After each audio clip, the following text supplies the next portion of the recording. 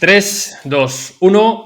Muy buenas, Javi. Muy buenas, Álvaro. ¿Cómo estáis? Muy buenas tardes, ¿qué Buenas, tal? chicos. Joder, qué ganas ya, ¿eh? Teníamos los tres de grabar esto. Por fin estrenamos este nuevo ERDA 2.0. Y bueno, para quien nos esté escuchando o para quien nos esté viendo en vídeo, porque también esta semana estrenamos formato vídeo en el canal de YouTube. Si estáis un poco perdidos, si estás un poco perdido, te recomiendo que le des al pause ahora mismo, que vayas al capítulo anterior, al 124, y que escuches qué ha pasado, porque ha habido muchísimos cambios y bueno, la consecuencia es que ahora estoy acompañado y voy a estar acompañado las próximas semanas de Álvaro Pinteño y de Javier Aguayo. ¿Qué tal estáis? De nuevo. Pues fantásticamente. Empezando este nuevo proyecto, a ver cómo avanza. Pero que tampoco ha habido tantos cambios, ¿no? Hombre, Álvaro, si te parecen pocos cambios que Sergio San Juan ya no esté en el proyecto y estéis ahora tú y Javi, yo creo que son unos cambios ya considerables, ¿no? Y La de gente hecho, todavía no se da cuenta. y es que Estamos algunos grabando ya no el episodio son ya. dos personas nuevas en el proyecto y que sale el 50% de lo que era el Rincón de Aquiles. Es que también el formato ha cambiado. Al final, como podéis escuchar, esto va a ser a partir de ahora un formato mucho más conversación, debate, nos vamos a interrumpir, nos vamos a molestar muchísimo. No va a ser tan lineal, ¿no? Como veníamos haciendo Sergio y yo los últimos meses. Queremos pues fomentar las ideas, queremos destruir y atacar las ideas. Habrá veces que estemos de acuerdo los tres en las mismas ideas, pero habrá veces que no estemos de acuerdo, ¿verdad, Álvaro? David, por la salud auditiva de todos los oyentes, deja de dar mamporrazos en la mesa, por favor. Es que, claro, ¿sabes qué pasa? Que yo antes, cuando daban porrazos, como solo estábamos en formato audio, era muy fácil para mí editar. Ahora, Javi, que te toca a ti editar el vídeo, va Claro. a ser un poco más complicado. Pero venga, intento tener las manos en alto, Álvaro, Claro, y sí. no doy porrazos. Bueno, creo que este capítulo os voy a dejar hablar muchísimo a vosotros dos, ¿vale? Porque yo ya, vamos, mi voz la conocen de memoria y están cansadísimos de mí. Y de hecho, creo que de este tema sabéis muchísimo y habéis madurado mucho más que yo. El tema principal que vamos a hablar hoy, que bueno, el título lo dice, ¿no? Javi, Álvaro, los hechos se follan Bueno, a la actitud. el título ya deja claro quién lo ha elegido, ¿no? Quién ha reciclado el tema del que vino a hablar en su último podcast para el Rincón de Aquiles aquí. No, Y no. nada, evidentemente Álvaro Pinteño dijo, el primer podcast va a ser hablando de lo que ya vino a hablar la última vez, pero ahora con más hechos y de una mejor perspectiva. Con alguien por lo menos que me va a llevar la contraria. Primera contrarréplica, tío. A ver, esto viene porque en la comunidad de Telegram, David puso, no sé cuándo fue, hará una semana o así. Últimamente, una idea que me ronda mucho la cabeza es la realidad se folla la actitud. Y yo le di una vuelta porque dije, bueno, lo de la realidad es otro tema a debatir sobre qué es la realidad, pero los hechos sí que se follan a la actitud. ¿Vale? Y en la primera entrevista que me hizo David y Sergio para El Rincón, pues ya David y yo ya nos enzarpamos, ¿no? En relación a la actitud y le empecé ya a darle un poco en la contrarréplica en cuanto a la actitud en la salud. Entonces, si vamos a debatir un poco sobre qué son los hechos y qué es la actitud, habrá que definirlo, ¿no? Entonces, para vosotros, ¿qué es un hecho y qué es una actitud? No, Y de la hecho, pregunta antes va para ti, un segundo, porque has dicho que la realidad se folla a la actitud, no, pero los hechos se follan a la actitud, sí. ¿Cuál es la diferencia para ti entre la realidad y los hechos? Pues es que no me quiero poner ya desde el primer podcast súper purista, metiendo términos científicos, neurocientíficos sobre la realidad, las teorías de la conciencia y demás, pero para todos los públicos, Álvaro. vale. Hechos para mí tiene más que ver con todo hecho que ha sido probado por el método científico, donde tenemos evidencias creíbles sobre ciertas certezas que tienden a la norma, ¿no? Por más, o sea, más o menos. Es decir, si pasan 50 veces una cosa, se estudia esa cosa y se saca pues una probabilidad, ¿no? O una norma de decir, ok, en estas condiciones el hecho es este. Ahora, La realidad de Javi, la realidad de David, la realidad de Álvaro, de ese hecho, creo que puede ser totalmente diferente. ¿Por qué? Porque está influenciada por experiencias previas, conocimiento, creencias, el entorno donde nos hemos desarrollado, el acceso a la información que podemos tener o no. Entonces, ese hecho, yo lo puedo interpretar de una manera, tú lo puedes interpretar de otra, David lo puede interpretar de otra, pero el hecho en sí, donde lo intentamos estudiar bajo ese método científico para quitarle todos esos egos, todas esas interpretaciones y demás, es el que es. Porque Bueno, es realidad el no hay claro una ejemplo sola. del 6 y del 9, básicamente. Que si yo escribo aquí un 6, yo puedo ver un 6, Javi va a ver un 9, pero la realidad es que es una forma, ¿no? Y es una forma igual para Javi y para mí, pero en este caso la perspectiva diferente de cada uno de los dos hace que percibamos una realidad totalmente diferente cuando realmente no es así. De Vale, hecho, entonces. sí, dale, Javi. Sí. No, iba a comentar el ejemplo que hemos puesto antes de darle al play y a grabar, que creo que se entiende muy bien, ¿no? Y ya podemos seguir por aquí, que es con el cáncer, ¿no? Porque se ha dicho mucho, ¿no? De la actitud frente al cáncer, ¿no? Es un mensaje que se suele lanzar de, oye, actitud positiva contra el cáncer, ¿no? Y esta actitud positiva, pues seguramente te ayudará a curar ese cáncer, ¿no? O a sobrellevarlo mejor. ¿Hasta qué punto pensáis que la actitud, en este caso, puede vencer a la realidad, ¿no? Que es, oye, tienes una enfermedad, tienes un cáncer, ¿pensáis que la actitud de alguien, de un individuo, de alguna manera puede modificar esa realidad o simplemente es la percepción que tenemos y pensamos que sí que se puede modificar la realidad, pero realmente no llega a ocurrir? ¿Qué pensáis? Javi, Álvaro, empieza tú, Javi.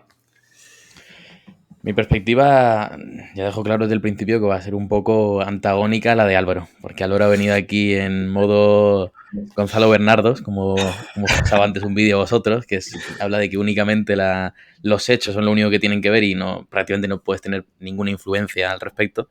Pero no, yo sí que pienso que, como poco, más allá de lo que prevalezca entre hechos versus actitud, en esa dicotomía, a la actitud no se le puede infravalorar. O sea, no podemos caer en ese riesgo porque si no, las consecuencias son graves. Es gente desmotivada, es gente que no va a apostar por nada, gente que no va a tener un objetivo.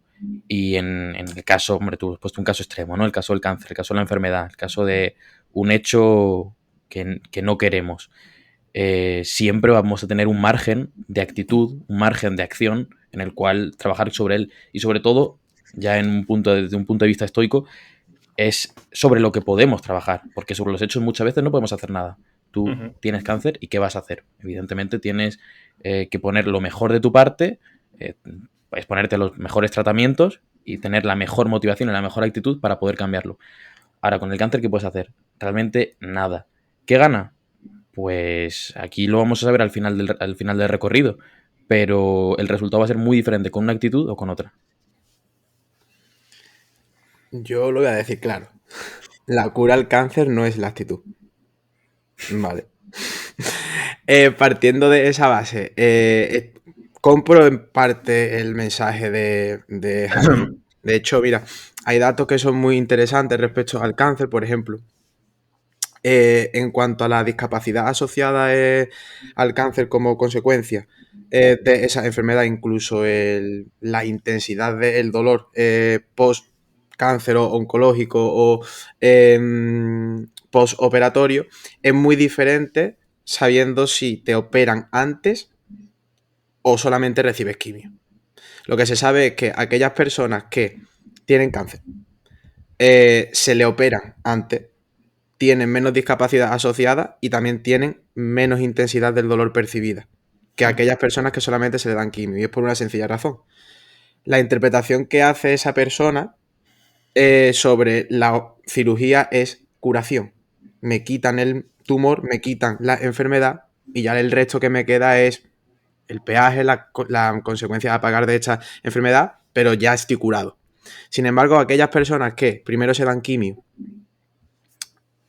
y en el contexto de incertidumbre de, bueno, vamos a intentar primero reducir el tumor, luego ya vemos ya si se puede operar, o tendemos a asociarlo a la quimioterapia, a sufrimiento, a mortalidad, a una mayor desesperanza y a una mayor probabilidad de vivir, en este caso, mayor probabilidad de muerte. Entonces, esos hechos ya influyen muchísimo en la actitud que va a afrontar o que va a adoptar, mejor dicho, una persona, ¿no?, a la hora de enfrentar el cáncer.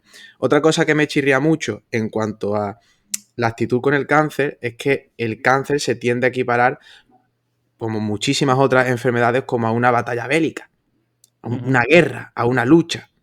Y el primer paso Se ha romantizado mucho, ¿no? Además, la lucha contra el cáncer. Pero es la lucha contra el cáncer como la lucha con cualquier otra enfermedad. Y yo, que en consulta veo bastantes pacientes oncológicos, paliativos y pacientes con dolor crónico posoncológico, lo primero que hay que empezar a trabajar es a dejar de ver esto como una lucha.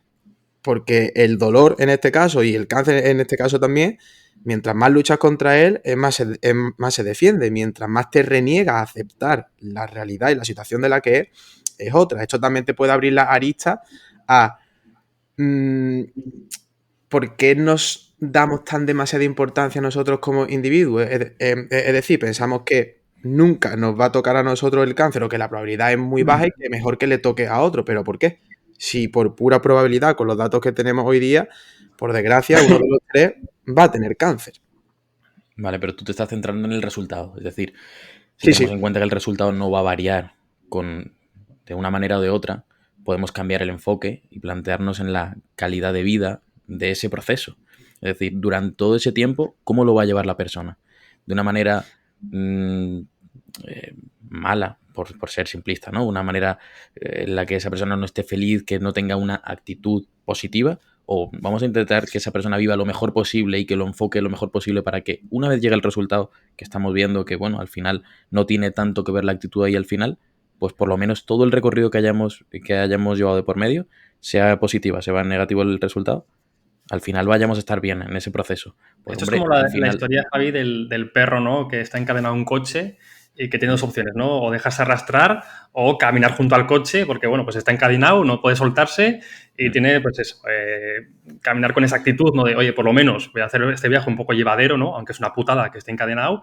O, oye, me cruzo de brazos, me enfurruño, ¿no? Y voy a pasar lo peor. Exacto. Es un poquito lo que comentas.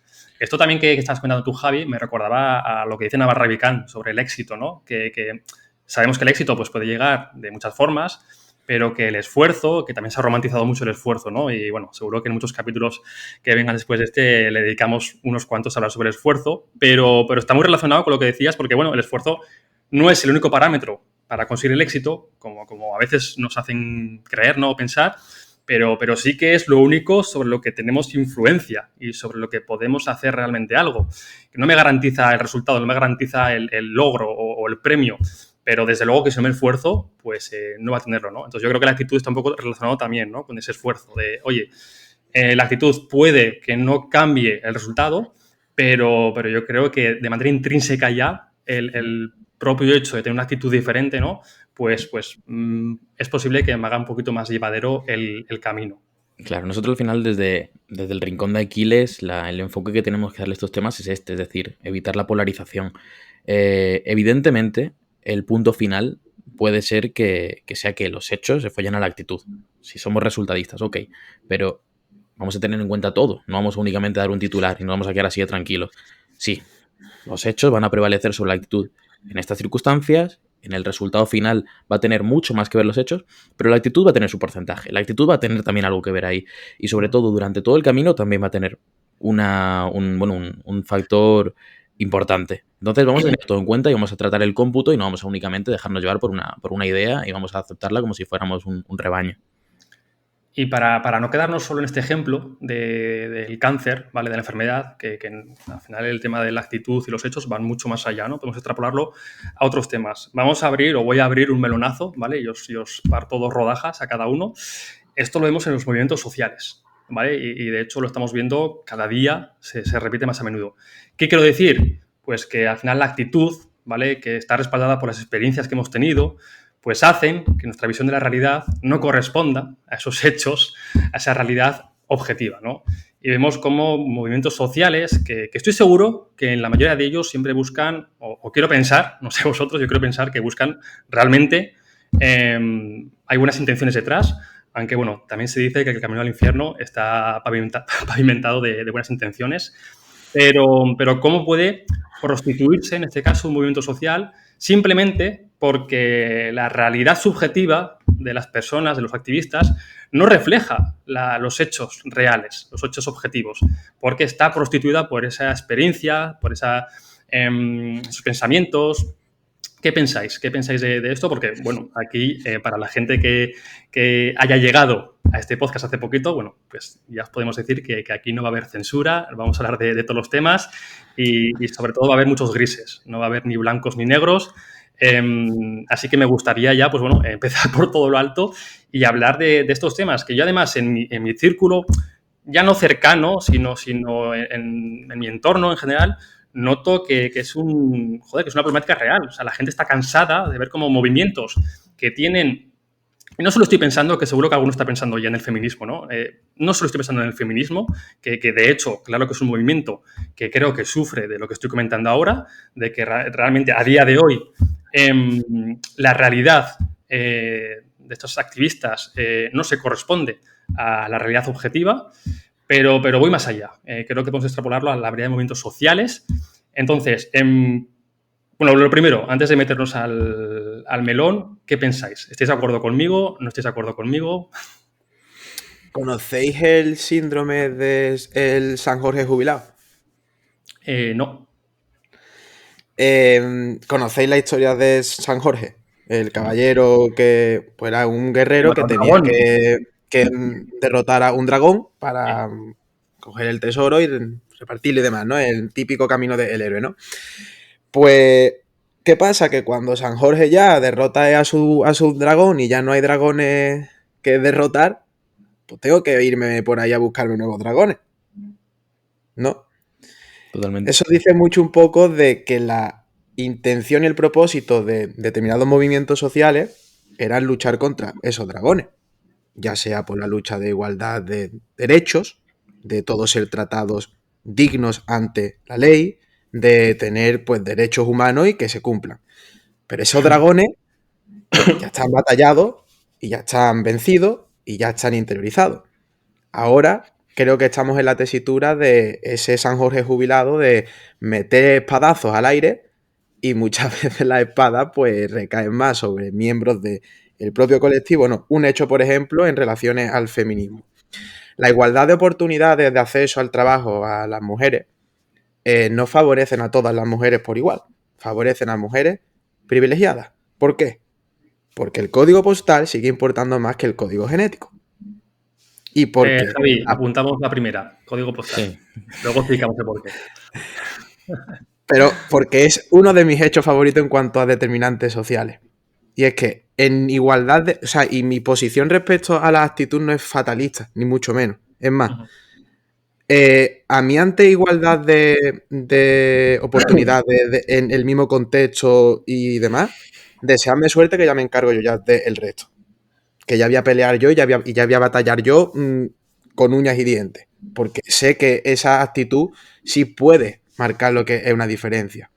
Pero cuando estamos en posiciones de casilla de salida totalmente diferentes, es decir, ahora que está también muchísimo en auge, ¿no? Esto sobre todo yo lo que más he leído ha sido en Reino Unido y en Estados Unidos, ¿no? En puestos de trabajo inclusivos donde tiene que haber también pues raza, donde tiene que haber también género y eso y demás, ¿no? Hay datos que son muy curiosos, ¿no? Porque como gracias a esos privilegios y esas oportunidades nuevas que se están implementando por norma en muchas empresas, realmente quienes están accediendo son mujeres de color ya de por sí privilegiadas que estudian en Harvard, que estudian en Oxford y es decir, que ya parten de una casilla de salida mucho más aventajada que otras mujeres que no tienen acceso ni siquiera para llegar a eso. ¿Por qué? Porque sus determinantes sociales le están impidiendo eso. Tú a esa mujer no le puedes exigir que no está alcanzando eso, que es que le falta actitud. No, oye, perdona. Lo que le falta es una serie de hechos y de realidades es que el principio de distribución nos dice que el 1% de la riqueza acumula el 50% de la clase media. pues si esa mujer está en ese 1%, si la otra mujer está en el otro 50%, pues no va a poder acceder por mucha actitud que quiera, y no es una cuestión de soy mujer o soy hombre.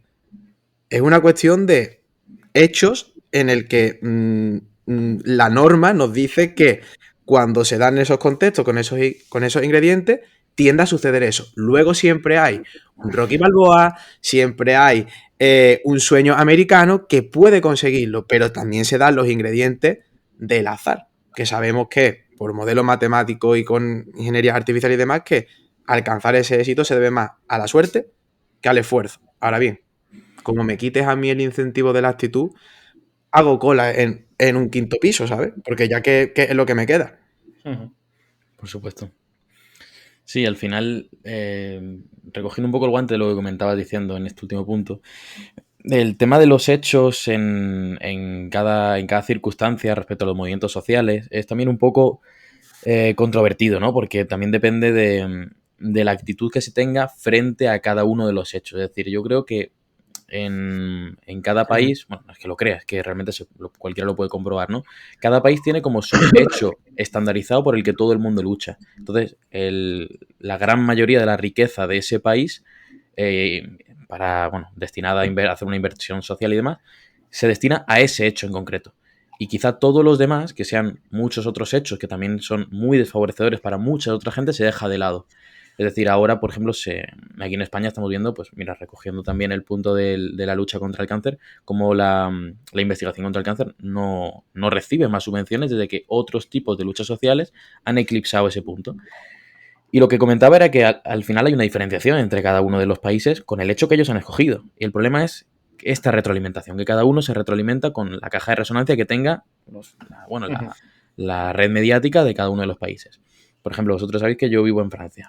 Pues por aquí la lucha personal es el ecologismo. Y todo el mundo habla del ecologismo, que probablemente sea una gran lucha, digamos, mundial, internacional, pero que si tenemos en cuenta los desechos perjudiciales que puede generar Francia con respecto a los que hace Indonesia o los que hace la India, pues porcentualmente no tienen nada que ver. ¿Qué pasa? Que en ese país han decidido que es un problema muy importante y ahora todo el mundo se ha centrado en que ese hecho es el único y la gente genera digamos un cuello de botella por el cual todo el mundo enfoca su actitud en ese hecho en concreto. Cuando los hechos y la actitud se empiezan a solapar, generamos problemas. Y esto lo podemos ver en cualquier país. En España pues tenemos el ejemplo del feminismo, en Estados Unidos el movimiento racializado, y cada país ha elegido el suyo. El problema es eso, que la gente acepta como una verdad universal un hecho en concreto, dictaminado por una estructura en concreto, y todo el mundo apunta su actitud a ese hecho. ¿Qué tenemos que tener en cuenta? Pues abrir el pensamiento crítico, abrir las miras de cada uno y decir, ostras, ¿verdaderamente este hecho es tan importante como para que mi actitud vaya hacia él? ¿O verdaderamente tendríamos que tener en cuenta todo lo que ocurre y ver qué necesito yo y qué necesitan la gente que me rodea o la gente de mi país como para que yo dé a lo que yo creo que tengo que dar, a lo que yo estoy viendo que es más necesario? En fin, pues este tipo de problemas al final siempre nos generan un solapamiento entre hechos y actitud que Álvaro Pinteño has something to say. Le voy a dar su turno de palabra. A mí me viene un apunte solo a lo que ha dicho Javi. Me estaba recordando a la entrevista que tuvimos hace poco más de un mes con David Saavedra, no sé si lo conocéis, es el famoso ex-nazi que se pasó por Salvados, por Jordi Igual, que bueno, estuvo más de 20 años militando en el partido, en varios partidos nazis de España, y nos contó su historia, ¿no? Y había un momento en la entrevista que me decía, mira, David, si quieres ahora debatir sobre el Holocausto, ¿vale? Porque yo estuve llamándolo Holocuento, ¿no? Que es como lo llaman los nacionalsocialistas, que fue todo la gran mentira, ¿no? de los judíos. Dice, lo más probable es que yo te gane el debate. Pero no porque yo tenga razón, sino porque yo llevo 20 años preparándome ese debate. Y tengo muchos más argumentos que tú. Aunque sean falacias, aunque sean argucias, aunque sean mentiras. Pero yo se lo decía, digo, es que seguro, porque yo obviamente pues conozco el Holocausto, pero no lo conozco con una profundidad suficiente como para poder rebatirte todos los argumentos. Y creo que este es un punto muy interesante en los movimientos sociales, ¿vale? El ser humano lleva muy mal los agujeros de información. Necesitamos tapar los agujeros de información. ¿Y cómo los tapamos? ¿Con hechos? No. Los tapamos con experiencia, como me ha dicho mi cuñado, o en un tweet de Twitter, con un vídeo de TikTok, los tapamos así. Entonces, llega un momento que pensamos que la realidad funciona de una manera que está totalmente, o sea, ya no hablo de matices, no, hablo de realidades totalmente diferentes, realidades subjetivas a la realidad objetiva. Y esto yo, cuando hablo con personas, a veces me doy cuenta de que estamos en dos mundos diferentes. Digo, hostia, o yo he estado en Marte los últimos 30 años o has estado tú en Marte. Una de dos, ¿no? Y no significa que yo tenga la razón y esa persona esté equivocada. Significa de que es tan difícil realmente también acercarnos a esa realidad objetiva y tenemos casi todo el conocimiento está sesgado por nuestras experiencias, por lo que me ha dicho mi cuñado, por lo que ahora la gente está escuchando en este podcast, ¿vale? Que al final estamos creando una realidad totalmente diferente pues, de lo que está pasando, ¿no? De los hechos. Y hostia, y aquí no soy pesimista, ¿no? Pero sí que veo un problema que damos por hecho de que cuando vemos un debate, por ejemplo, político, pensamos que quien gana el debate es quien tiene la verdad absoluta y quien esconde la... Y eso es un problema, ¿no? Que tenemos como sociedad. Seguramente quien haya ganado el debate sea el que mejor sabe comunicar, el que mejor se lo ha preparado, el que más argucias ha utilizado, el que mejor conoce cómo funcionan los sesgos y se ha aprovechado de ellos. Y creo que todo esto se resuelve, y tú lo has dado ahí en el punto con pensamiento crítico, que no había salido aún en el podcast. Y no es que se resuelva con pensamiento crítico, porque pensamiento crítico no es un libro que tú te leas y ya está, ya tengo pensamiento crítico, es muy abstracto, ¿no? Y de hecho también creo que le dedicaremos algunos episodios, pero es la única forma de empezar a hacerte preguntas y de que cuando tú veas una noticia en Antena 3 o cuando tu cuñado te diga algo o cuando tus propias ideas, las últimas ideas durante los últimos 20 años que has defendido, tú mismo digas, ¿y si estoy equivocado? ¿Y si esto no se corresponde a lo que de verdad está pasando? O en los debates también vemos o entendemos que cuando hay un debate entre dos personas, una de las dos tiene la razón. Y nos dejamos, por ejemplo, otro punto, que es que probablemente ninguna de las dos tenga la razón absoluta. Y al final, pues estamos constantemente creando realidades paralelas y muy desconectadas de los hechos. Sí, pero al final tú decías, el pensamiento crítico es algo muy abstracto. Sí, por supuesto que lo es, pero el pensamiento crítico necesita de conocer cuantos más hechos mejor. Al final, aunque tú los conozcas, jamás vas a conocer todos, eso para empezar, y aunque tú conozcas el 99%, ese 1% siempre te va a alejar de la realidad objetiva, si es que la hay. Pero entonces el pensamiento crítico, Javi, para ti ¿es conocimiento estanco o es esa capacidad de hacer preguntas más relacionadas con ese método socrático, ¿no? Esa mayéutica de, oye, pero realmente esto es así, ¿por qué? Explícamelo bien, ¿no? No, al final, la respuesta final de todo la tenía Sócrates, la dijo hace más de 2000 años y ahí está. Es decir, solo sé que no sé nada. A partir de ahí tenemos todo lo demás. Pero sí que para conseguir este pensamiento crítico, de saber que no sabemos absolutamente nada, tenemos que conocer cuanto más mejor. Sócrates decía que, bueno, decían de él que era la persona más sabia de toda Grecia. Es por eso que él podía hacer las preguntas correctas o él podía ver que el resto, o los que decían saber de algo, realmente tampoco tenían ni idea. Y él simplemente veía que se equiparaban en cuanto a su falta de conocimiento. Pero realmente tienes que estar más cerca de esos datos, de esos hechos, para poder tener un pensamiento crítico. ¿Qué clase de pensamiento puedes llegar a tener si ni siquiera eres capaz de saber de lo que se está hablando? Entonces, para mí el punto, y creo que este vídeo lo tiene que ver todo el mundo, lo pondremos en las notas del episodio, es un pequeño fragmento de Bertrand Russell que se llama, lo podéis encontrar en YouTube, ¿cuáles son los hechos? What are the facts? Y hablaba de eso, de que cuando tú vayas a hablar de cualquier temática en concreto, tú tienes que conocer los hechos. Y a partir de ahí podrás tener tu opinión, podremos hablar de una manera abierta. Pero antes de nada pregunta, ¿cuáles son los hechos? Yo, a ver cómo coño mezclo todos los puntos con todas las aristas que habéis abierto y todos los charcos y los melones aquí cortados y demás.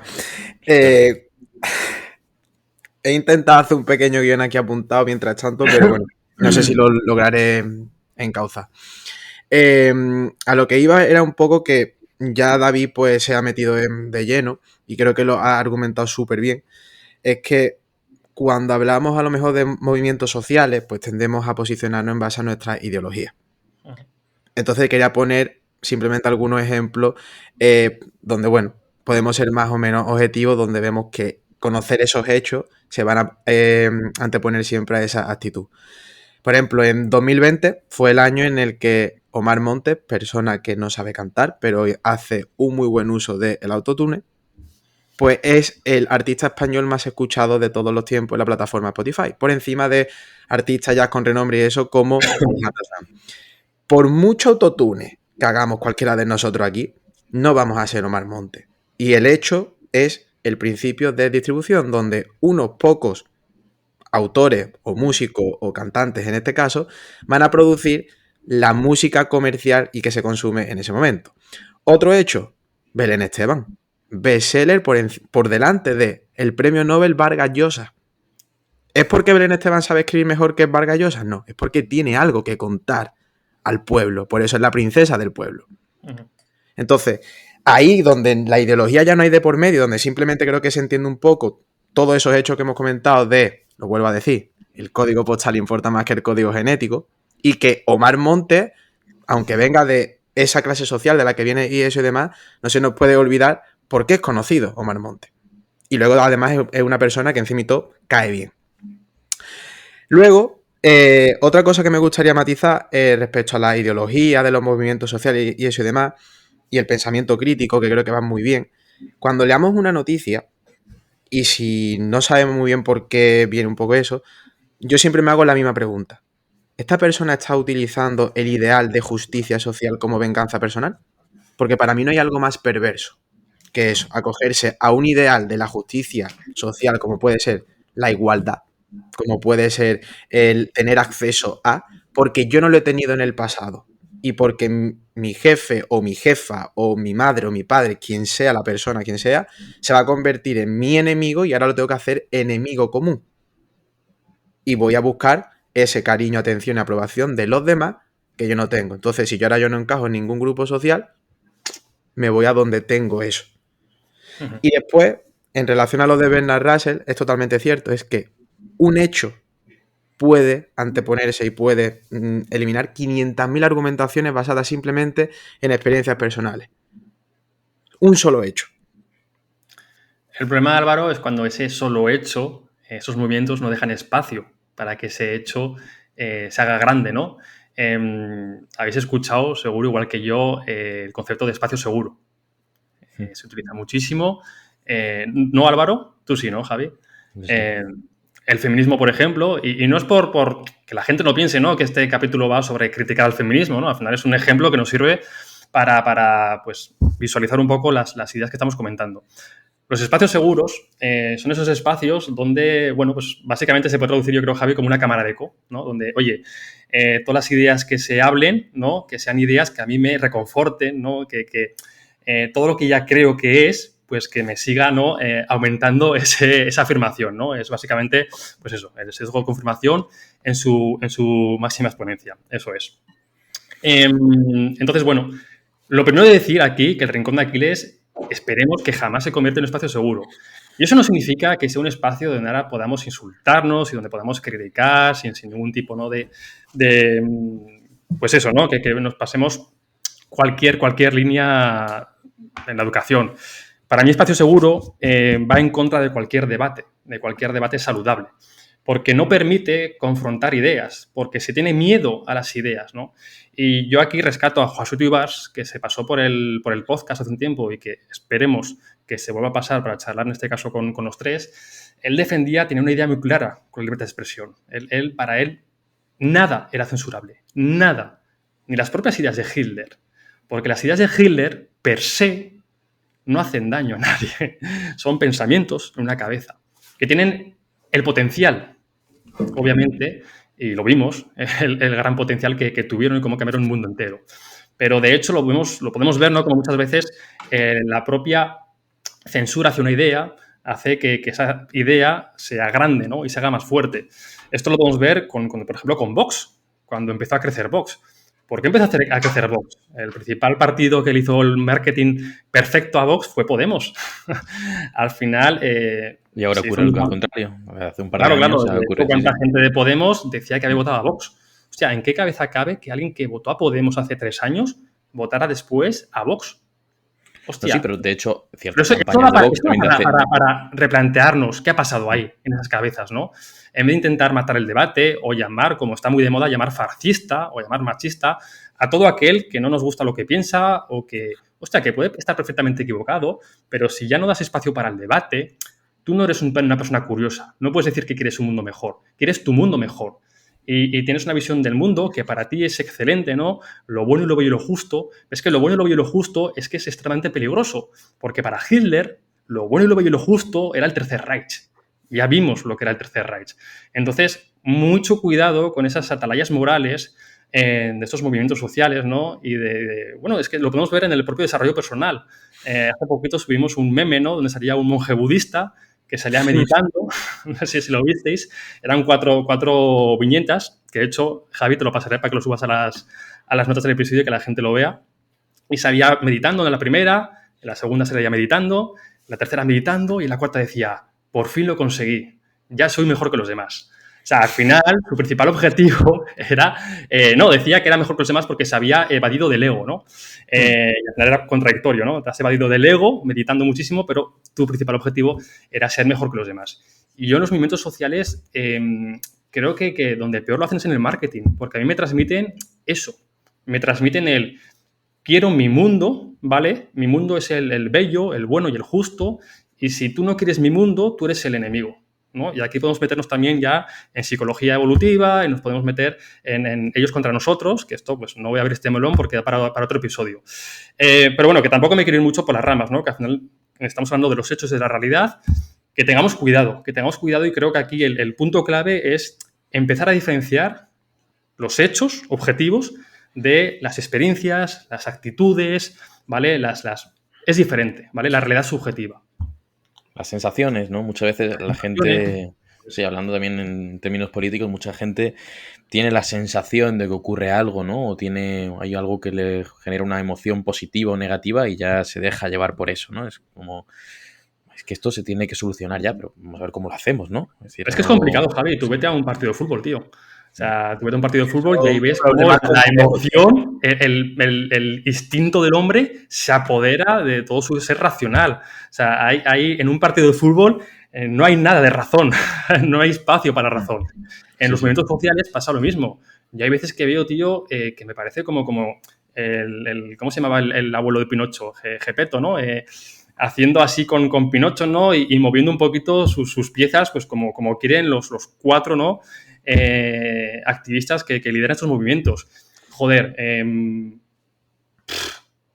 Es que al final, David, somos seres emocionales que después tomamos decisiones, las intentamos racionalizar con mayor o menor acierto, sujetos nuevamente a nuevas emociones. Pero seguimos pensando que no, que nosotros somos seres súper racionales y quizás no tenemos una diferencia con una cucaracha o con una mosca o con un gusano o con un ratón.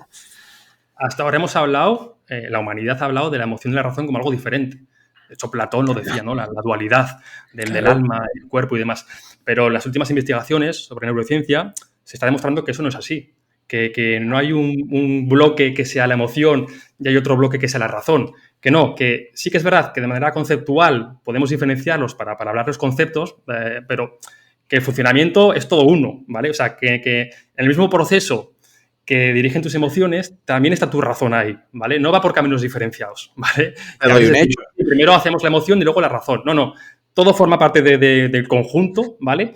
Y sí que es verdad que el 99,9%, si hablamos de esta diferenciación, obviamente pues es decisiones que vienen mucho más del instinto y de los sesgos que de la razón. Pero la razón no es algo aparte. Y que es algo que pensemos mediante lógica proposicional clásica. Todo el mundo, cuando vayamos a ser lo más racional posible, vamos a realmente estar haciéndolo y completamente influenciados por lo que queremos que sea. Y vamos a decir, no, yo soy completamente racional, he hecho esto y ya. Pero es que mira, me he comprado este coche, ¿no? Color rojo porque racionalmente es el mejor coche del mercado. No, tío. Claro. ¿Cómo justificas que el rojo es mejor color que el azul, no? Es imposible. Y ya no es eso, tío. Es que te doy un hecho para que veas cómo es tan importante el pararse un momento antes de tomar una decisión importante. Esa distinción que tú comentas entre razón y emoción, ¿vale? Ocurre muchísimo en mi campo y en el de Javi, que dolor físico y dolor emocional. Esos son inseparables, son inherentes y la neurociencia ya nos dice que no se puede hacer tal distinción hasta el punto de que una persona que se siente excluida, su fisiología, su química cerebral es idéntica que cuando se cae o tiene un corte, cuando tiene una herida física. Es la misma. Entonces, ¿me estás diciendo tú ahora que esas personas de determinados movimientos sociales que están excluidas, que se sienten rechazadas por los demás, que tienen una fisiología predispuesta a la lucha-huida, están siendo personas racionales? Y me estás diciendo después que una persona a la que viene de ese movimiento, a la persona que supuestamente es privilegiada y demás, se está sintiendo atacada, está siendo una persona porque le van a quitar lo que ya es suyo y porque una persona que es otro hecho. Nosotros acumulamos recursos y demás no porque queramos cada vez más, sino porque tenemos miedo de que tengamos cada vez menos. Entonces, si tú me vas a quitar lo que ya es mío, yo tengo posiblemente para poder ayudarte, pero es que me da miedo tener cada vez menos y que eso Javi, se que yo gaste. te quiera quitar, sino que tú tengas la sensación de que yo te quiero quitar. Claro. Muchas veces significa que yo te quiera quitar de verdad. Pero me vas a decir que yo ahora la respuesta que voy a tener contra esa persona que me está diciendo ahora que le ayude, sin salir de mí, mi respuesta totalmente racional, ¿no? Es una respuesta que es puramente emocional que luego vamos a racionalizar. Por eso son problemas complejos, porque cuando tú tocas de aquí, varías aquí y también estás variando la psique continua de esa persona y de ese desarrollo que es totalmente impredecible. Total, total. Y eso nos lleva a la disonancia de que parece que la suerte, el azar y la actitud son incompatibles, tío. Por eso yo siempre, además, yo aquí tengo una anécdota, para quien no lo sepa, yo hice karate, ¿vale? Yo fui subcampeón del mundo y de España de karate. Y en el 2008... Joder, Javi, que nos acabamos de enterar tú y yo también ahora de esto, porque te queda alguna cara como, no sé, ¿sabes? Como si lo supiéramos tú y yo. Hostia, macho, bárbaro. Pues en el 2008, en el Campeonato de España de Guado Río, allí en Madrid, en la final, yo recuerdo que le dije yo a mi entrenador, le dije, bravo, tú deséame suerte, que ya me encargo yo del resto. Aún así perdí en la final, ¿sabes?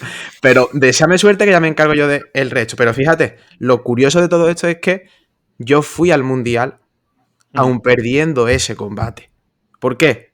Porque ocurrió otra serie que estaban bajo mi control, pero mis hechos, mi actitud y de demostrar es que yo estaba preparado para poder ir a representar a ese mundial. Y ya en ese mismo camino, hostia, ya hay recompensa, tío. El otro día puse un tuit, leí un tuit, no me saldrá el nombre, que venía a decir que, bueno, que el esfuerzo no estaba relacionado de ninguna manera con el resultado, ¿no? Y yo le decía que sí, claro que estaba relacionado, tío. Yo cuando he ido a una competición de CrossFit, yo en algunas he quedado en la tabla alta, en otras he quedado en la tabla baja, y mi misma sensación al terminar la competición ha sido igual, exactamente igual. Lo primero, porque sabía que yo no voy a vivir de CrossFit, ¿vale? Para mí es un hobby, me gustan las competiciones, obviamente la propia palabra competición, ya de manera intrínseca, ¿no? Te está fomentando a competir y claro que voy a ir a ganar. O sea, no voy a ir aquí, no, yo voy a participar, no. Voy a, vamos, con el cuchillo en los dientes y voy a por el primer puesto. Pero si por lo que sea, porque ahí son toros todos, yo quedo el último, hostia, me da igual. Claro que va a haber una parte de mí que va a decir, joder, macho, o sea, tan flojo estás, ¿no? Pero así el sabor que se me queda de boca es de, hostia, todo el esfuerzo, todo el entrenamiento del último año, eso no se evade, ¿no? Entonces creo que, lo hemos hablado al principio, ¿no? Sí que es verdad que el esfuerzo no te garantiza un primer premio, un primer puesto en una competición de CrossFit, pero el propio esfuerzo, y cuando hablo de esfuerzo hablo de una parte de la actitud ante la vida, en este caso ante una competición, hostia, de manera intrínseca, a mí sí que o lo que decía Javi, ¿no? Que al menos si no tenemos eso, ¿qué nos queda, no? O sea, si yo voy a esa competición, pierdo, y hostia, no tengo ese logro intrínseco de simplemente haberlo dado todo y yo estar satisfecho porque es lo que había, o sea, yo no he podido dar más.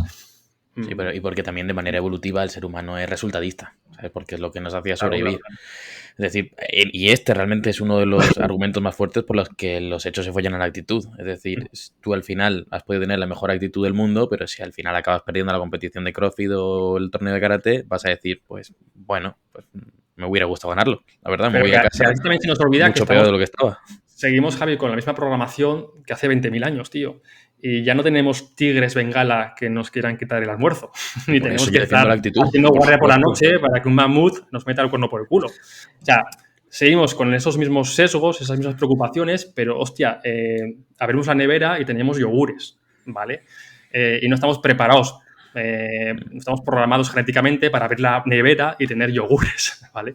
Estamos programados para levantarnos y decir, bueno, ¿qué comemos hoy? ¿A quién cazamos hoy o nos Claro, y cazan? porque eres el tipo de persona que eres capaz de llegar a una competición de CrossFit y a dar un buen desempeño. Y que hay mucha gente que no es capaz de hacerlo, o llegar y ser el finalista del mundo, de karate, de lo que sea. Pues hostia, hay todo el mundo menos uno que no ha llegado ahí. Ostras, es Esto lo como para veo tener muy en cuenta. Pero claro, nos centramos en lo que no en vez de en lo que sí, evidentemente. total. Volviendo al ejemplo del CrossFit, yo esto lo veo en las competiciones. A mí me hace mucha gracia porque cuando veo una competición de CrossFit, pues todo mi entorno está con este mensaje de no, yo voy a pasármelo bien, yo voy a participar, a mí me da igual quedar el Eso último. porque sabéis que vais a perder, ¿eh? Y es en Si plan fuese de, no hostia, pero diréis eso lo eso. estás diciendo, o sea, ¿me lo dices a mí o te lo dices a ti? ¿Vale? Porque sabes que es mentira, tío. Sabes que es mentira, pasa que Ya. tienes que lanzarte ese mensaje por si acaso pierdes, ¿vale? Pero luego, ¿qué pasa? Que luego vas a la competición y la gente va a matar, a matar. Y además, incluso entre amigos, ¿no? Entre gente cercana, ves que hay piques. Y es normal, tío. Y yo ahora que estoy leyendo a Sapolsky, es como ver un claro ejemplo de Sapolsky, una competición, porque entiendes cualquier comportamiento, ¿no? Y entiendes esa competitividad a costa de todo, tío. Porque cuando tú estás compitiendo, eres un animal, eres instinto, no eres razón. Entonces, toda esa parte, esa actitud de no, yo vengo acá a participar, de repente, cuando estás en el WOD, se evapora. Se evapora. Luego sí que es verdad que acabas el WOD, ¿no? Y vuelves otra vez a ese estado más racional, ¿no? De, bueno, sí, me lo he pasado bien, que es lo que decía yo ahora, ¿no? Pero yo cuando estoy en el WOD soy otro. O sea, yo quiero ganar. Y además, no puedo estar... O sea, es contra natura que yo esté compitiendo haciendo un WOD, ¿vale? Que un WOD, para quien no lo sepa, es pues, ¿cómo se llama, no? El conjunto de ejercicios en una competición de CrossFit. Yo no puedo estar en plan de, bueno, voy a ver cómo va esto, ¿no? Nada, tampoco voy a esforzarme mucho, ¿no? Ahí vas con el cuchillo en los dientes porque estás sacando, pues eso, lo más instintivo que tienes dentro de ti. Pero que también David, somos... Sí. Como todo, es contexto dependiente, porque eso ocurre en el CrossFit, así un poco, ¿no? Pero Bueno, si el te CrossFit vas a, o cualquier deporte, me atrevería a pero si decir. te vas a un Ironman o a una triatlón, hay un sentimiento de comunidad que une muchísimo, Y ¿vale? en Y CrossFit es igual, ¿eh? No tiene nada que ver. sí, pero me refiero que el sentimiento que une en esas carreras mucho es el superarse a sí mismo, no es ganar. Yo tengo una historia que contar, tengo un dolor, un sufrimiento donde voy a sacar lo mejor de mí. Y eso yo lo estuve hilando porque cuando estuve leyendo Sociedad Paliativa de Byung-Chul Han, la aceleración de Rosa, Resonancia y eso, hacían ambos muchísima referencia a la actual tendencia hacia el narcisismo que hay, ¿no? Y estuve reflexionando sobre esas características y la relación que hay entre el narcisismo y el dolor, y la experiencia de dolor. ¿Vale? Entonces, eso me llevó a que puede ser que hoy día estemos compitiendo o estemos más focalizados en competir contra nosotros mismos que en competir contra los demás. Locus de control interno, claro. Abriendo ya el Deberíamos, ¿no? melón de la mejora continua y del buscar tu mejor versión de ti mismo. Es que no sabía cómo soltar esto porque realmente he aprovechado ahí para irme porque el otro día leí un estudio que me petó la cabeza porque daba un poco más sentido a mi caja de resonancia y mis sesgos de confirmación. ¿Sabéis quién es el psicólogo social Haidt? No. Bueno, pues te pasaré en la referencia. Tiene varios libros buenos también. Pero bueno, para no meterme mucho. El resumen, ¿vale? Es el siguiente que lo he estado buscando. Él concluía, dice, no es que la realidad sea terrible. O sea, esa realidad en la que vivimos sea terrible. Ni que esa realidad sea la que cause depresión masiva de la generación Z. Porque hoy día se sabe pues que la depresión a nivel de adolescente pues tiene cifras históricas y a la vista está que la primera causa de mortalidad no natural pues son los suicidios, ¿no? Dice que no es que esa realidad sea terrible, ¿no? Dice, sino que es la depresión masiva de esa generación la que hace ver como terrible la realidad. Por eso me lleva un poco al inicio del podcast cuando me preguntaba Javi, ¿y qué es la realidad? Digo, claro, la realidad para mí, para Javi, para David, es totalmente diferente. ¿Es actitud solamente? ¿O vemos que es todo mucho más gris, es todo mucho más complejo y dependiendo de dónde yo me haya desarrollado, voy a tener una cosa o no?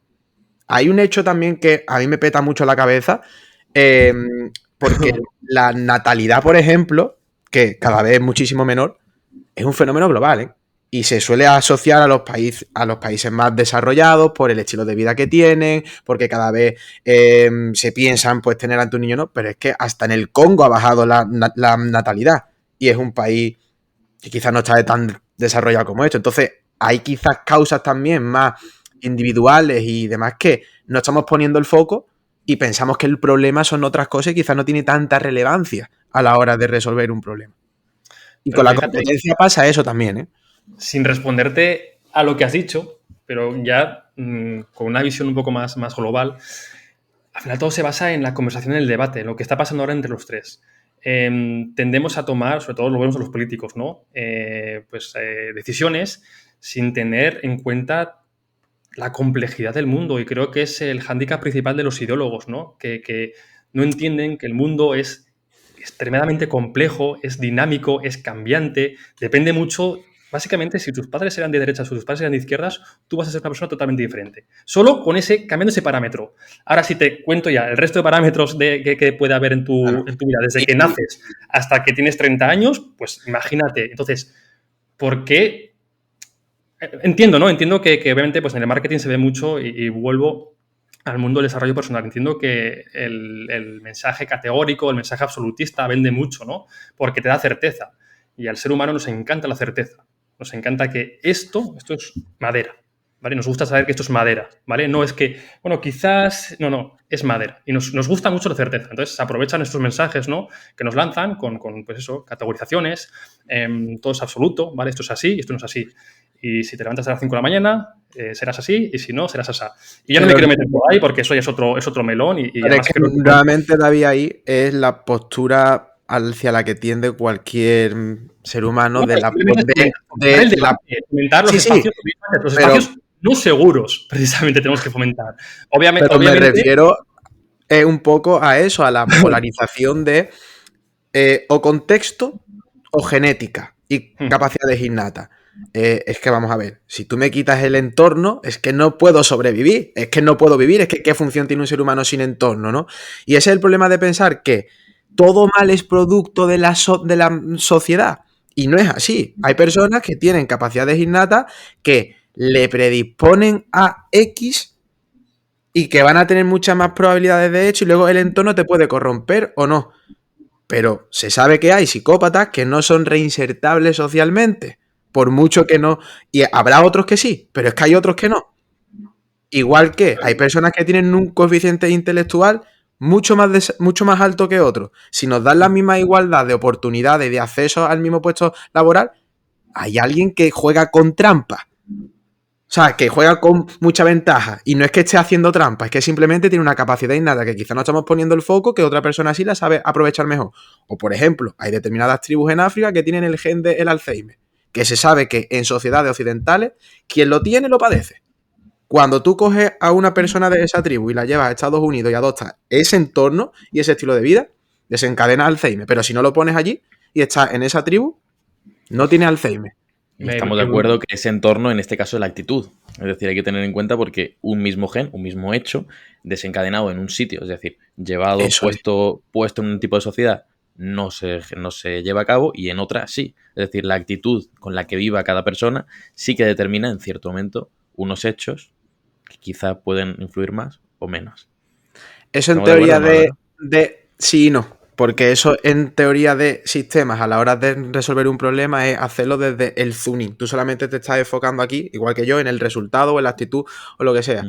Pero si nos vamos, por ejemplo, a la química más objetiva, la más microscópica y eso, la molécula serotonina, por ejemplo, en el caso del dolor, puede inhibir esa información nociceptiva de daño real o potencial en determinados contextos, pero la puede facilitar en otros. Entonces no es que la serotonina sea buena o mala en función, sino Sí. En función de qué contexto, me da una cosa u otra.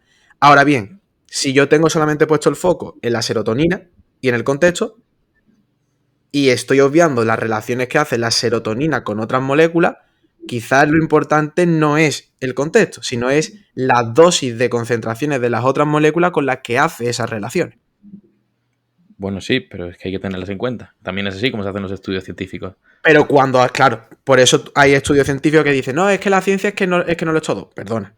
La respuesta que estamos intentando responder quizás es muy reduccionista porque necesitamos tener una acumulación de normas y de hechos suficiente para plantear hipótesis cada vez más complejas y desarrollar métodos de estudio cada vez más complejos que se ajusten más a la realidad. Y por eso todavía tenemos que hacer a la hora de expresarlo Dime. tenemos que ir frase por frase, es decir, concepto por concepto. Eso es. Entonces, si en este caso estamos hablando de si el gen que determina el Alzheimer puede llevarse a cabo como enfermedad, sí o no, esto es simplemente sí o no. Que luego habrá otras cosas que tendrán que ver por otro lado. Pero esto lo de, sí, si mi abuela tuviera ruedines sería un triciclo, pero no los tiene. O sea, no lo es. Entonces sí, en este caso, evidentemente, por más que los hechos sean muy predisponentes, por más que prevalezcan en la mayoría de los casos sobre la actitud, tenemos que tener en cuenta los otros factores que también son importantes. Y chicos, yo sé que no lo estamos pasando muy bien, pero también sé que la gente está acostumbrada a ver 23 minutos en los podcasts semanales.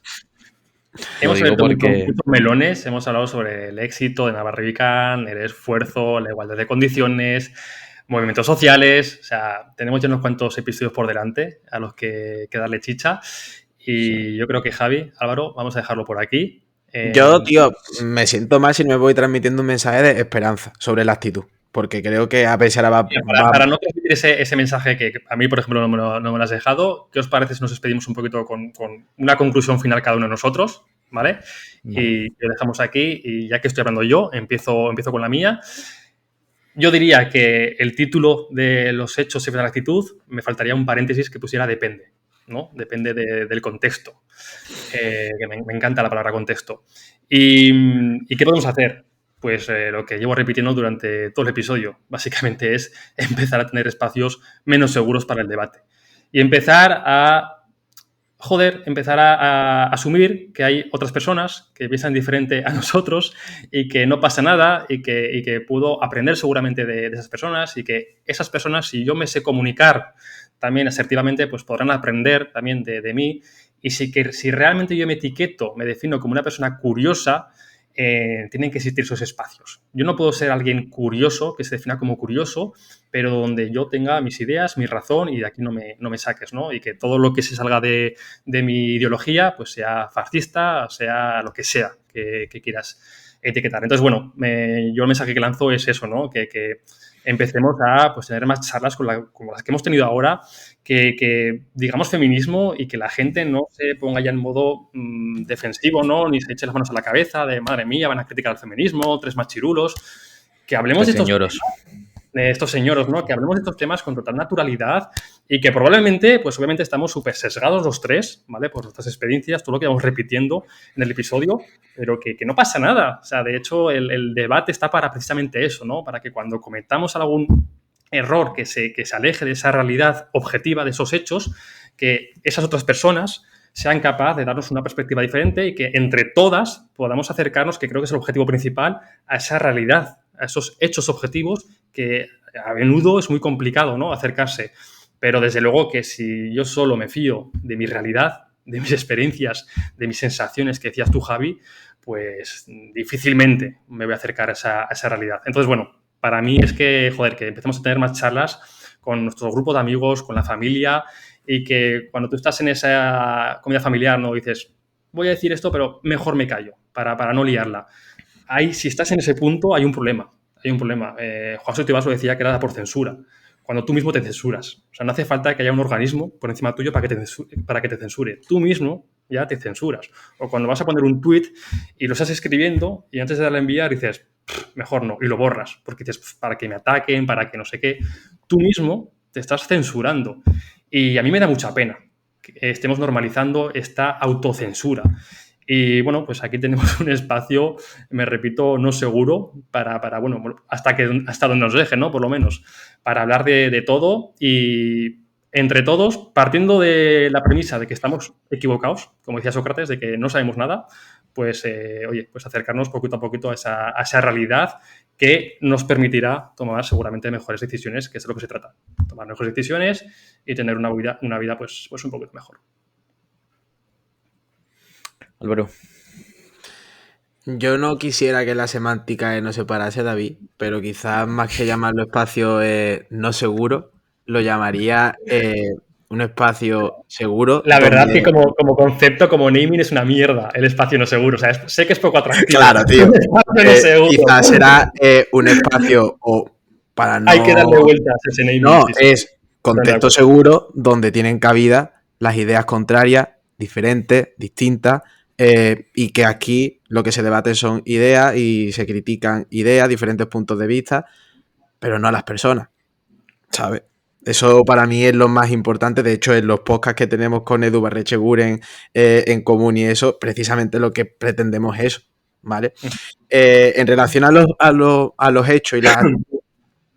te he dicho que no me gustaría mandar un mensaje fatalista porque, joder, parece ser, ¿no?, que ahora no podemos hacer nada y eso. Y bueno, lo paradójico de los hechos es que lo que nos dicen, acogiéndome al primer ejemplo de la enfermedad, del cáncer y todo eso, ¿no?, los determinantes de la salud, ¿vale?, los hechos, los que nos dicen es que lo que te va a condicionar, ¿no?, a tener un resultado u otro es, por un lado, el 22%, bueno, por meter el número redondo, ¿no? El 20% será tu genética y tu biología, ¿vale?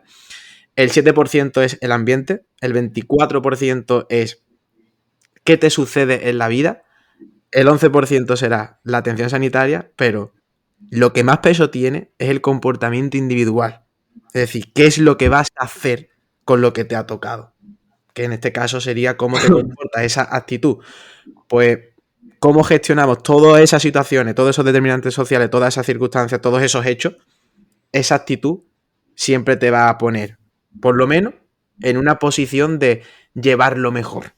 Entonces, ¿los hechos se follan a la actitud? Sí, pero que la actitud se folla a muchos hechos también es otro. Entonces, lo tenemos que creer en ello, y de hecho, si ha prevalecido ese mensaje y todo, es porque es un incentivo muy potente para el ser humano para esforzarse, para dotar su vida con sentido, para luchar por un futuro mejor del que tenemos hoy día. Y si renunciamos a eso y nos metemos al nihilismo, a la arrogancia, al resentimiento, a la sed de venganza, lo que está claro es que sí, quizás lo llevan mejor en el corto plazo, pero que como especie o como sociedad quizás dejamos mucho que desear en función de los valores a los que nos queramos acoger. Y al menos con los míos, esos no casan. Eso es todo.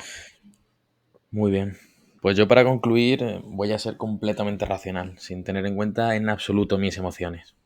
Entonces, ¿cuáles ¡Eso es imposible! ¡A tu casa, perro! ¿Cuáles son los hechos? Los hechos son que vivimos en una sociedad completamente individualista, en la que cada cual al final se retroalimenta de lo que va leyendo, de sus cámaras de eco, de lo que quieren escuchar, de sus espacios seguros. ¿Cuál es el antídoto? El antídoto son los debates. Los debates entre personas que tengamos opiniones quizás similares, quizás contrapuestas, y esa sumatoria entre opiniones más afines a nosotros y menos afines son los que quizá nos hagan llegar a un punto más cercano a la realidad, por lo menos del que estábamos. Entonces, ¿cómo podemos solucionar esto? Pues muy sencillo, entrando en la comunidad del Rincón de Aquiles de Telegram, que estamos gente en la cual tenemos inquietudes muy similares y realmente estamos hablando de este tipo de cosas de una manera completamente racional y sin que nos apetezca hacerlo por ahí. No la he visto venir, Álvaro. O sea, claro. ¿El qué? No, ¿qué ha dicho?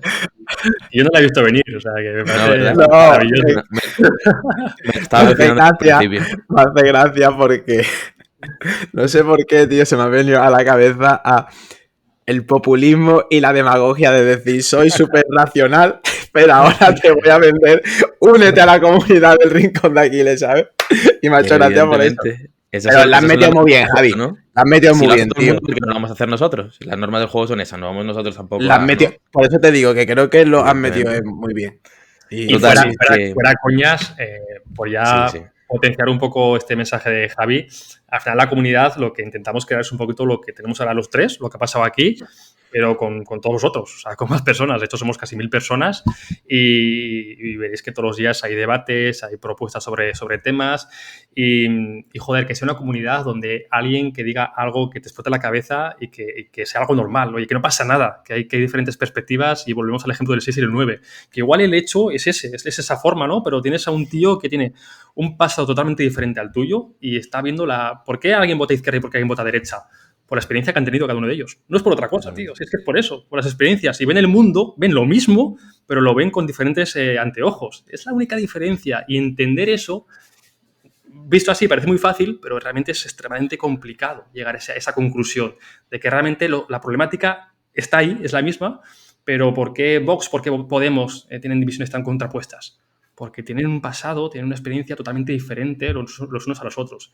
Y si entendemos eso, pues es posible que cuando escuchemos ideas que se salgan totalmente de nuestra zona de confort, pues no nos alarmemos. Siento llevarte la contraria, David, pero tanto quiero como Podemos que son partidos socialdemócratas. Quiero que... Tienen más en común Hasta que de lo que pensamos. Eso da para otro podcast ya. Sí, pero bueno, que voy a terminar, que yo estaba en mitad de mi discurso, así que yo venía aquí a hablar de mi libro. Hemos interrumpido al pobre Javi, que estaba aquí hablando de la comunidad. Déjame tranquilo, hombre. Que total, que es verdad que estamos acostumbrados a ver debates hoy en día. El que favorece el debate es la gente que verdaderamente no se centra en verdaderamente querer saber de nada en concreto. Y tenemos programas de televisión hablando de la nada durante horas y horas y horas, que no voy a ser yo el que lo discuta, diga que está mal. Está fantástico hablar de la nada.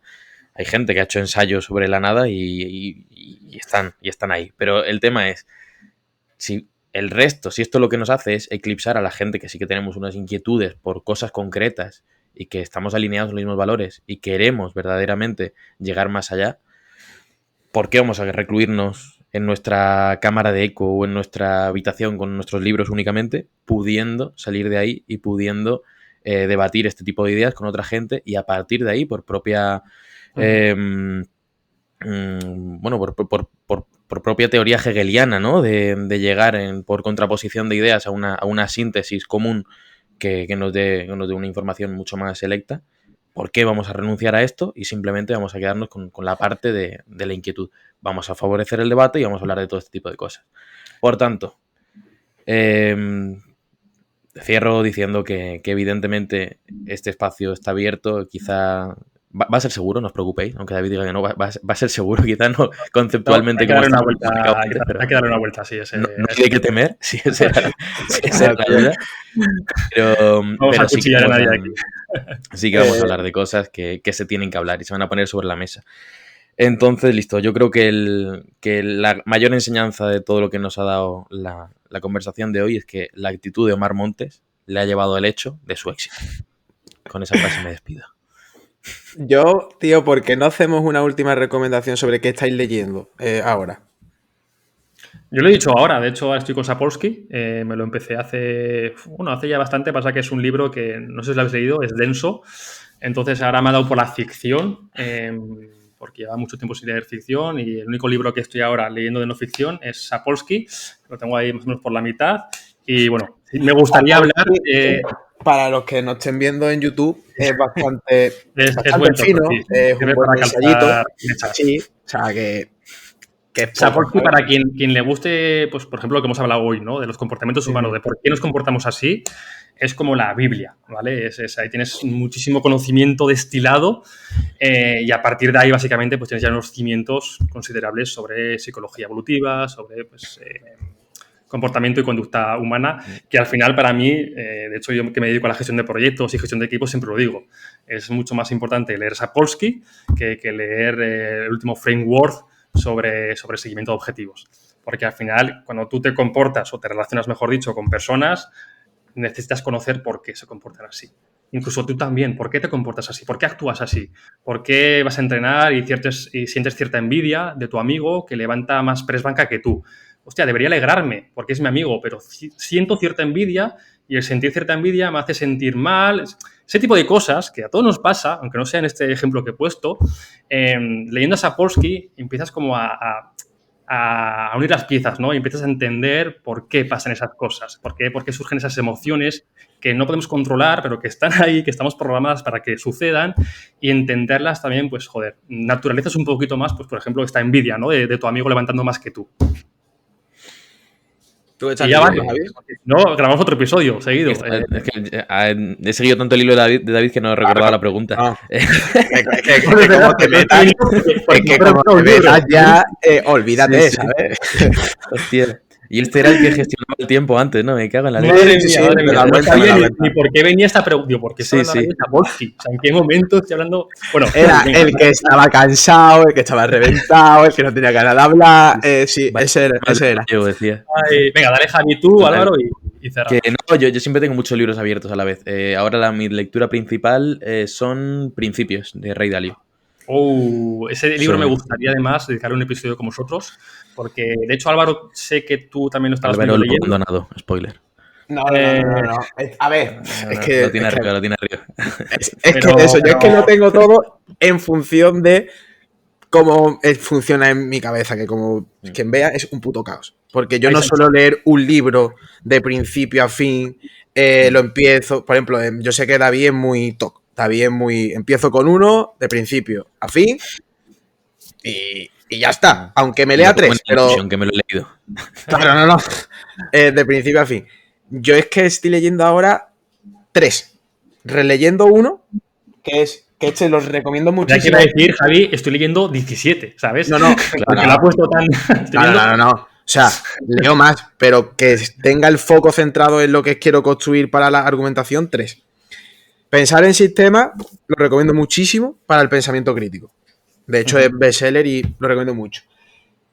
Luego, me estoy terminando, que sé y os lo recomendé, el de La masa enfurecida, de Douglas Murray. Wokismo y todos los problemas que tenemos hoy día, para pensamiento crítico también da que pensar. Además está escrito por un homosexual, o sea que más aún para ver cómo una persona que se supone que tiene que defender el ideal del colectivo, pues cómo también aporta esa opinión crítica también un poco que no se quiere escuchar dentro del colectivo y te lo argumenta con hechos. Y me ha gustado bastante. Y luego uno que me compré, porque siempre me gusta leer algo que contradiga todas mis ideas y que me lleve al sesgo totalmente contrario. Daniel Lieberman es profesor de Oxford, si no recuerdo mal, bueno, de una universidad de esta, de Harvard, ¿ves tú? Sobre ejercicio, hace un breve ensayo y su tesis es literalmente de que el ser humano no está diseñado o evolucionado para hacer ejercicio. ¿Y qué hay detrás de todo eso y demás? Y me lo leí porque dije, ostras, esto va en contra de lo que tiene mucho sentido. Es un libro, la verdad, que me está gustando bastante y que es entretenido para aquellas personas que les guste el mundo del ejercicio y quiera ver otro punto de vista interesante. Lo recomiendo. Para el que esté escuchándolo en podcast, Álvaro Pinteño está sentado justamente al lado de la estantería de libros y yo siempre me había preguntado ¿por qué se sienta tan cerca? Claro, para tener todos los libros a mano e ir sacando uno por uno. Los nos ha preguntado qué estamos leyendo, esperando que esa pregunta se le devolviese él mismo para hacer la performance que acaba de hacer con... Mira, precisamente tengo aquí el trofeo que gané con 14 años. ¿Dónde están colocados? Están aquí. Si queréis que la gente vea esto en YouTube, esto ya tiene que ser una sección habitual de todos los podcasts para al final sacar libros, ¿sabes? Sí, una podcast semanal, Álvaro. ¿Qué? Y bueno, creo que ha quedado claro. Que bueno, si tenemos que esta semana traer 17 libros nuevos, a mí la vida no me da. Miento, Mira, también me estoy releyendo, o sea, pero no lo voy a escribir. También está ahí.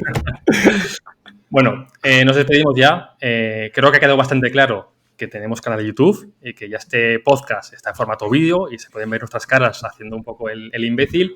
Así que si os gusta más o si te gusta más el formato vídeo, pues que sepas que tienes el Rincón de Aquiles, lo pones en el buscador de YouTube, te suscribes y a partir de ahora, pues todos los miércoles, igual que subimos el episodio de podcast, subiremos también el episodio de podcast en formato vídeo en YouTube.